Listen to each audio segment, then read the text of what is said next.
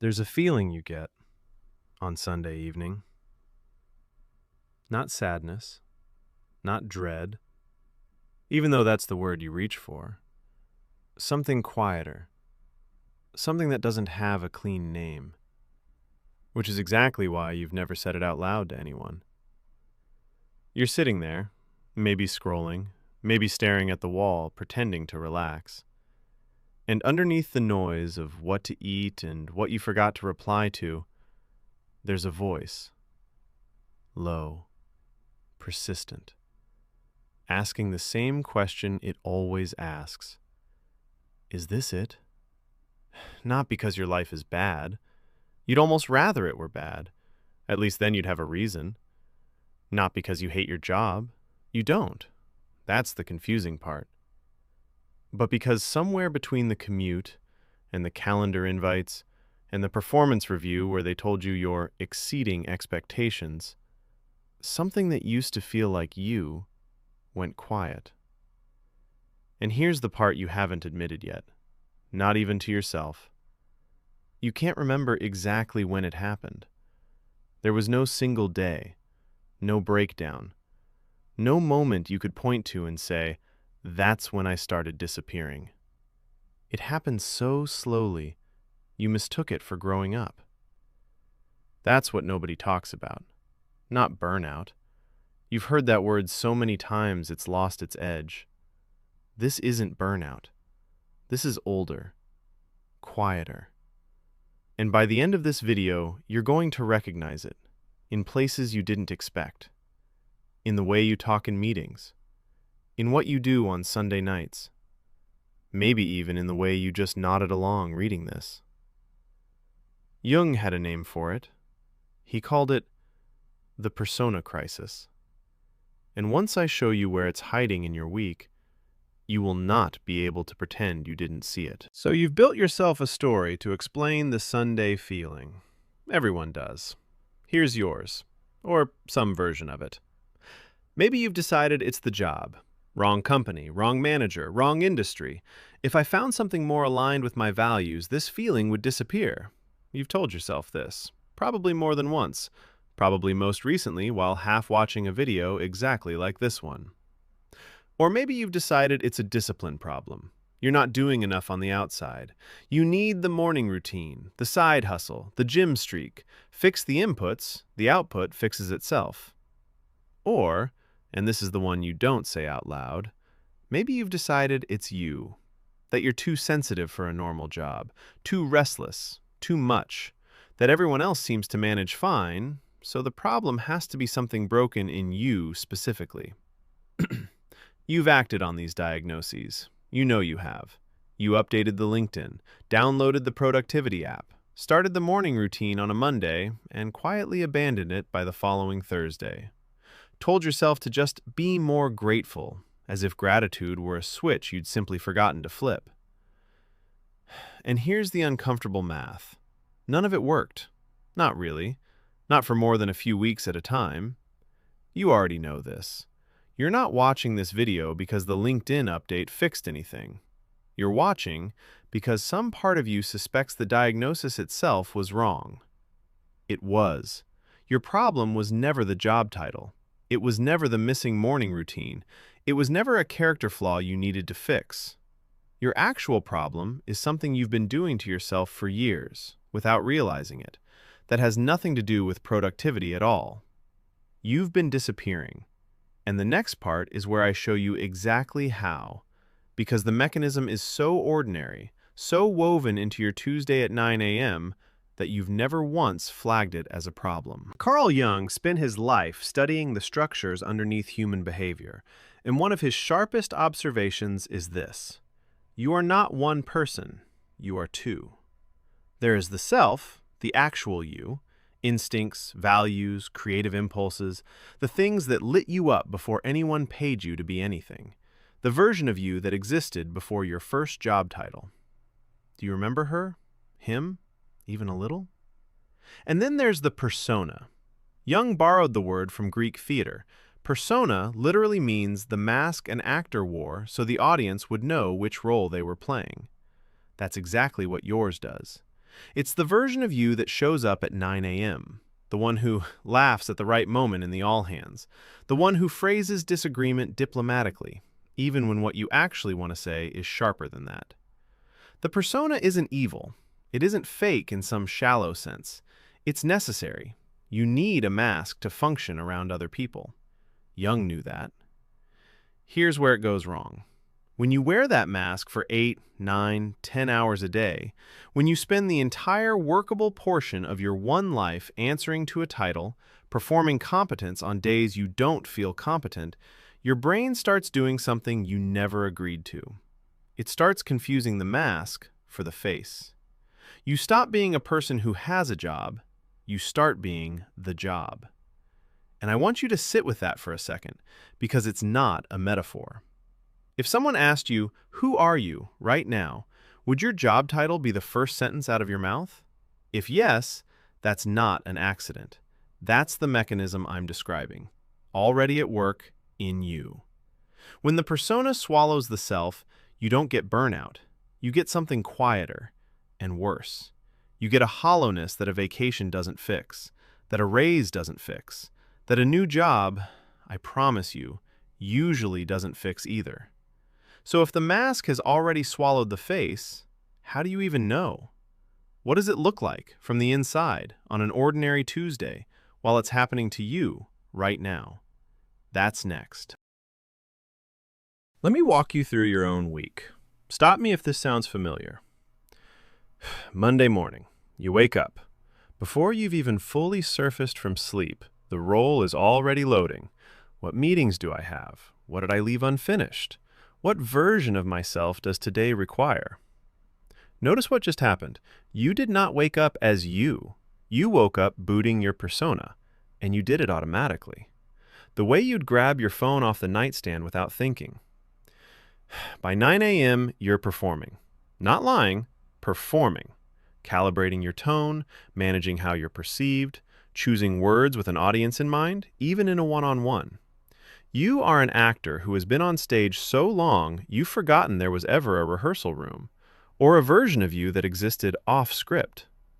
Here's the part that makes this dangerous. Instead of just mildly uncomfortable, the persona gets rewarded, constantly. Your manager praises the version of you that hits the deliverable. Your salary goes to the version of you that shows up on time and keeps the peace in the room. Your promotion goes to whoever performs the role most convincingly.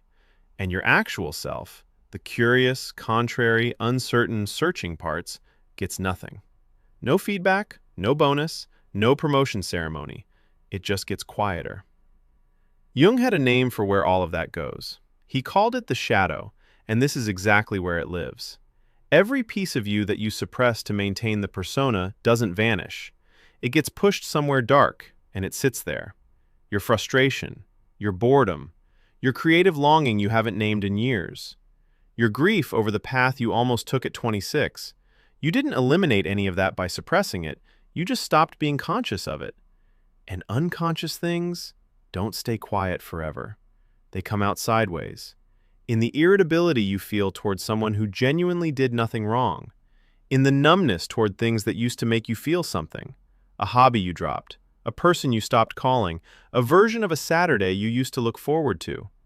In the Sunday dread that on paper makes no logical sense because your job isn't even that bad. In the very specific fantasy you have. Not about a better job, about a completely different life. One your persona would never admit to wanting out loud. That's not random. That's not just stress. That is your shadow, knocking. That is the self you buried at your first job interview, trying to reach you through the only door still open. And here's the question that should actually unsettle you. If your self has been knocking this whole time, how long have you been pretending not to hear it? There's a version of this you've probably already considered. Maybe this is the part where I'm supposed to tell you to quit, burn it down, move to Bali. I'm not going to tell you that. And the reason why is more important than the advice itself. Marcus Aurelius was the most powerful man in the known world. He was also, by every account we have, exhausted by his own role. The exact thing you're feeling on a Sunday evening, just with an empire attached to it instead of a job title.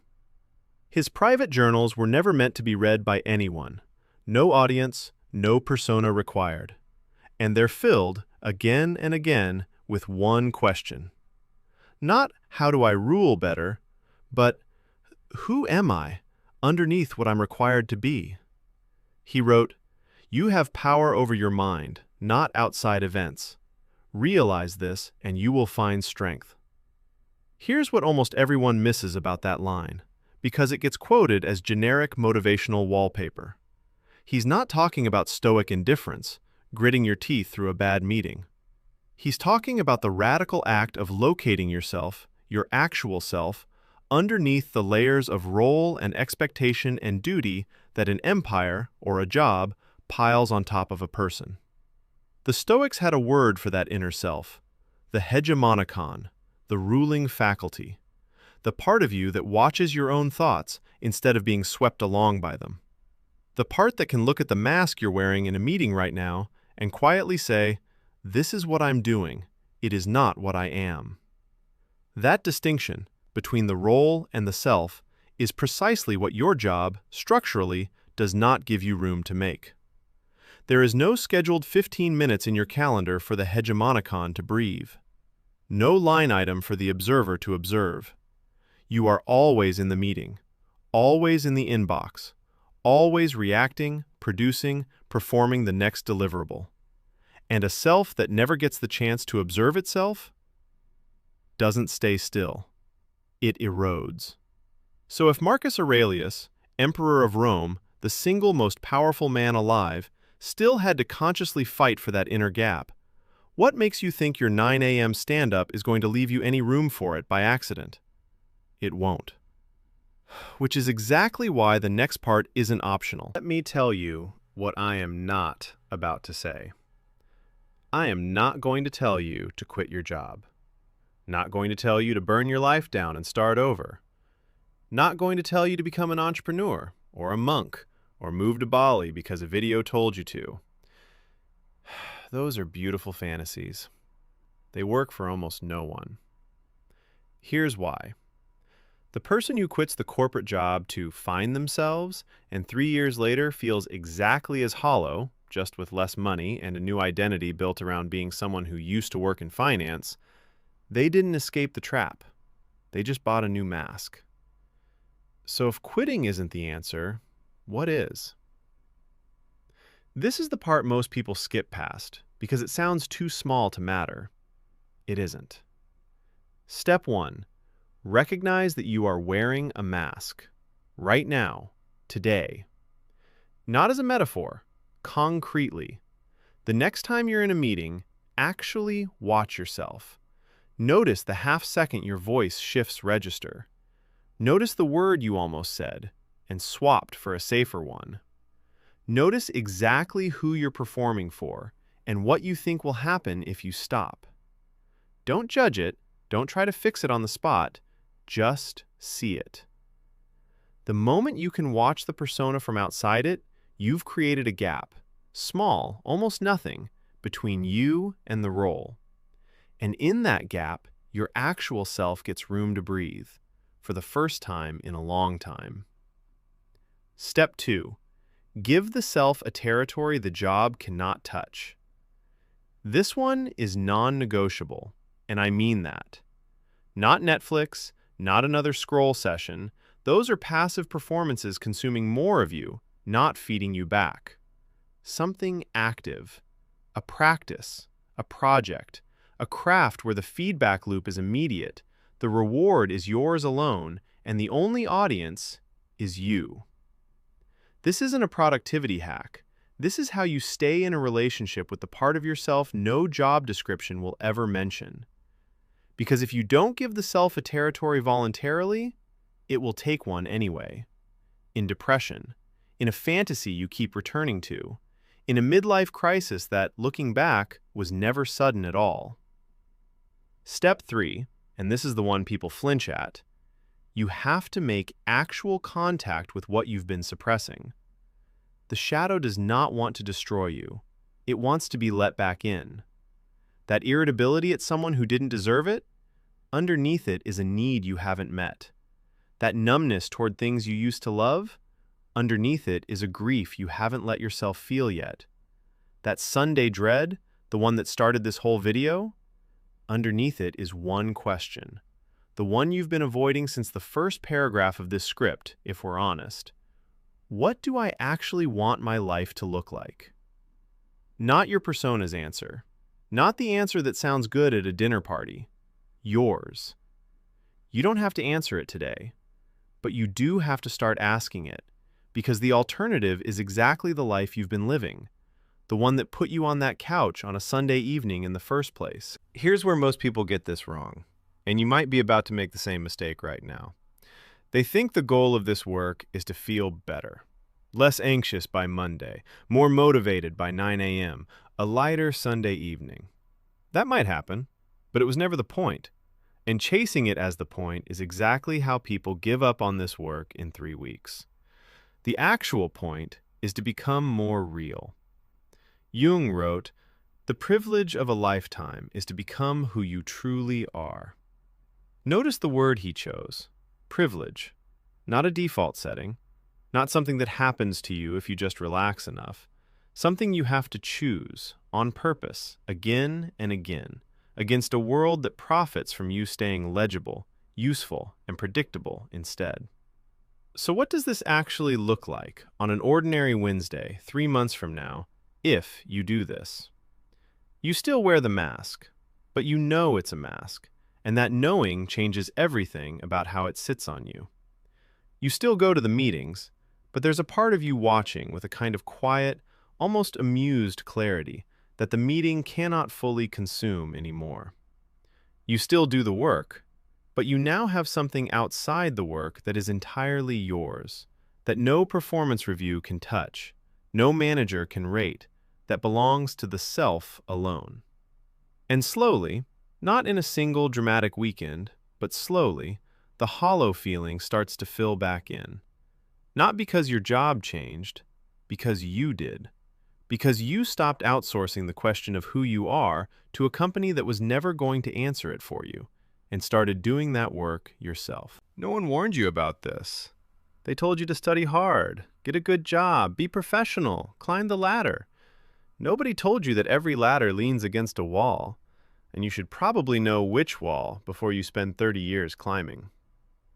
Nobody told you the world will pay you very well to be a version of yourself, and almost nothing to be the real one. Nobody told you that the quiet feeling on Sunday evening isn't dread. It's a signal. It's yourself, still in there, still trying to reach you across all the noise you've built on top of it. So here's the only question that actually matters, the one this whole video has been circling since the first sentence. Not, how do I make the feeling go away? What is the feeling trying to tell you? You are not burnt out because you work too hard. You are not empty because you haven't optimized enough. You are not broken because you feel this way.